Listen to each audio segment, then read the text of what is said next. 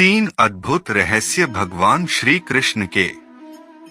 एक, सौंदर्य और सात्विकता का त्रिवेणी संगम थे भगवान श्री कृष्ण। आइए जानते हैं पुराणों में उनकी विशिष्ट देह के बारे में क्या वर्णन मिलता है। कैसी थी श्री कृष्ण की गंध? श्री कृष्ण के शरीर से मादक गंध आती थी। इस वजह से कई बार वेश बदलने के बाद भी कृष्ण पहचाने जाते थे। कई ग्रंथों के अनुसार कृष्ण के शरीर से गोपिका चंदन और रातरानी की मिलीजुली खुशबू आती थी। कुछ लोग इसे अष्टगंध भी कहते हैं। 2.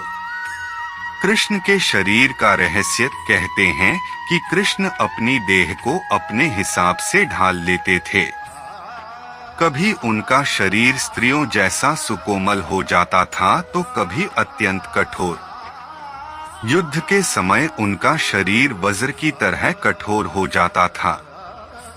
ऐसा इसलिए हो जाता था क्योंकि वे योग और कलारिपट्टू विद्या में पारंगत थे।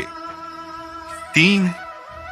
श्री कृष्ण थे चिरयुवा। भगवान श्री कृष्ण ने जब 119 वर्ष की उम्र में देहत्याग किया तब उनकी देह के केश न तो श्वेत थे और न ही उनके शरीर पर किसी प्रकार से झुर्रियां पड़ी थी। अर्थात वे 119 वर्ष की उम्र में भी युवा जैसे ही थे।